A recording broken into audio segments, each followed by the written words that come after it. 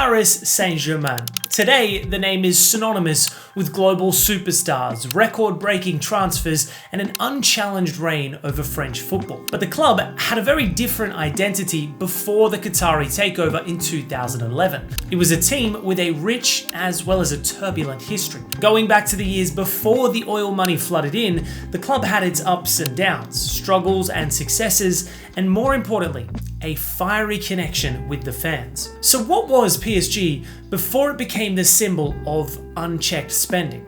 And how exactly did the Qatari investment reshape not just the club, but the entire landscape of French football?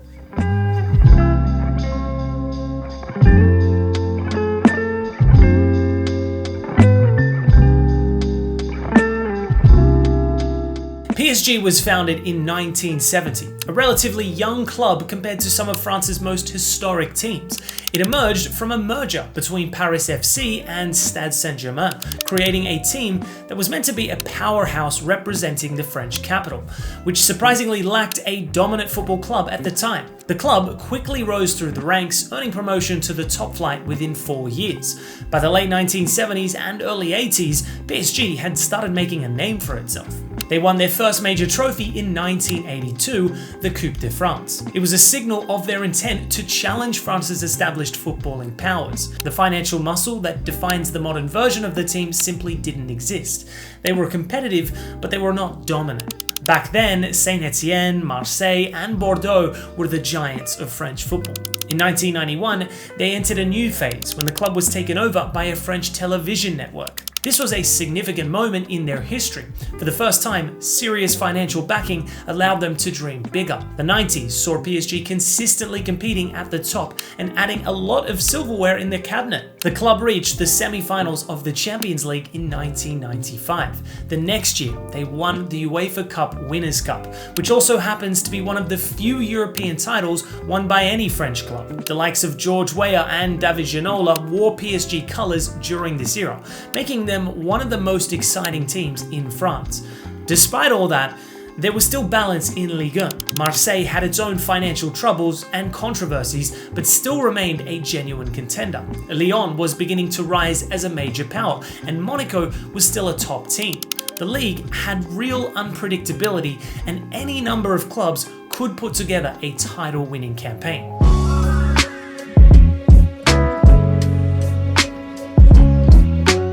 By the early 2000s, PSG's fortunes had started to decline. The owners eventually sold the club and a period of instability followed. Multiple ownership changes, financial mismanagement, and poor sporting decisions saw them drift away from the top of French football. Between 2000 and 2011, PSG didn't win a single title. In fact, their last league title came in 1994. Their performances were inconsistent, often finishing mid-table or outside the European qualification spots. At one point, they looked closer to becoming a fallen giant than a future European powerhouse.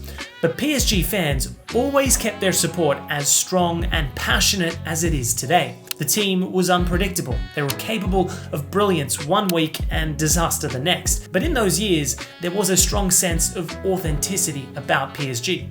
Then in 2011, that era vanished.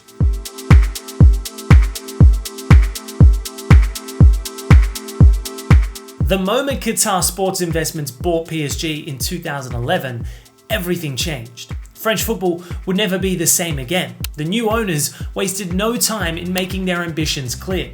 They wanted PSG to become a global powerhouse. With almost unlimited funds, PSG went on an immediate spending spree. Javier Pastore was the first major signing when he arrived for a then record fee in French football. Ibrahimovic, Thiago Silva, Cavani, Di Maria, Lavezzi, Lucas, one superstar after another arrived at the Parc des Princes. The transformation was rapid. Within 2 years, PSG had reclaimed the Ligue 1 title. By 2015, they had won 3 consecutive league titles. Their financial dominance allowed them to hoard the best domestic talent while also luring elite players from abroad. The most obvious impact of PSG's financial explosion was the loss of genuine competition in Ligue 1. Before 2011, the league had seen multiple champions in the previous decade. Lyon, Marseille, Bordeaux, Lille and Montpellier all had their moments. After PSG's takeover, winning the title became almost a formality for them. The gap between PSG and the rest of the league widened every year, creating a predictable and often uninspiring title race. Their ability to pay massive wages meant they could easily poach top talent from other Ligue 1 clubs. Promising players rarely stayed with smaller teams for long, as PSG would often buy them to strengthen their squad or weaken their rivals. The club's dominance also meant that for nearly a decade, French football was primarily about one team. The only question each season was how far PSG could go in the Champions League, because domestically there was no real challenge left. Despite the criticism over the years, PSG seems to be adjusting its approach. In recent season, there has been a visible shift away from reckless spending on superstars. The departures of Neymar and Lionel Messi signaled a move towards building a more balanced squad. It remains to be seen whether this is a genuine long-term strategy or just a temporary shift. But for the first time in years, there are signs that PSG may be more interested in building a sustainable footballing project rather than operating like a fantasy team.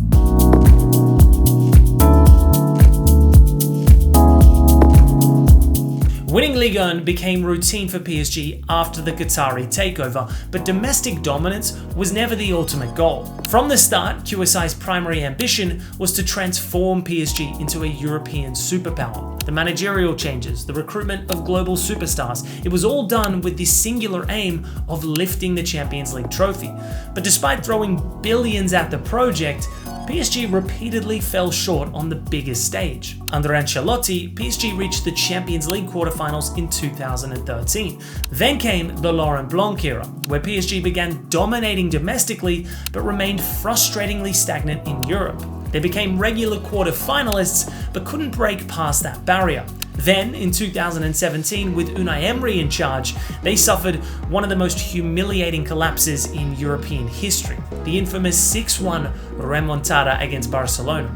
That night at the Camp Nou exposed PSG's mental fragility and inability to handle pressure at the highest level. It was clear that simply buying talent wasn't enough. After the Barcelona humiliation, PSG made the boldest step in transfer history. In the summer of 2017, they shattered records by signing Neymar for €222 million and Kylian Mbappe for €180 million. They wanted to win the Champions League, and they wanted to do it now. Neymar was a proven winner, a player capable of deciding big games on his own. Mbappe was the future of football, a generational talent who could lead the club for years. Alongside an already stacked squad, it looked like they finally had the firepower to compete with Europe's elite. But the reality was more complicated. The new arrivals created an imbalanced team. The attack was world-class, but the midfield and defense were often neglected. In 2020, they came agonizingly close to their dream, reaching their first ever Champions League final. But an experienced Bayern Munich side edged them out 1-0. Even with Neymar and Mbappe, the club still lacked the structure and resilience needed to win the biggest club trophy.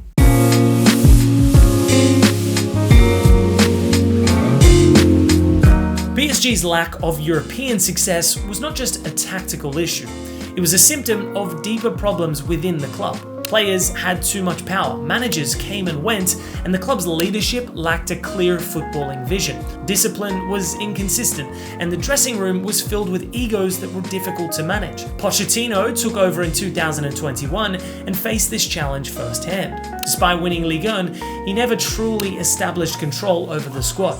His tactical ideas were often overshadowed by the demands of superstar players. The same issues continued under Gaultier, who also struggled to build a balanced or structured team. Sporting directors came and went, transfer strategies shifted constantly, and there was no real stability. PSG operated on short-term impulses, reacting to failures rather than learning from them. After more than a decade of this approach, they seem to be learning from past mistakes. Instead of blindly assembling a squad of superstars, the club is now focusing on building a more balanced and sustainable team. The appointment of Luis Enrique as head coach was a move towards a more structured tactical approach. PSG now focuses on younger talents who fit into a cohesive system. Players like Vitinha, João Neves, Bradley Barcola, Desiré Doué, and many others represented a shift towards a more moldable style.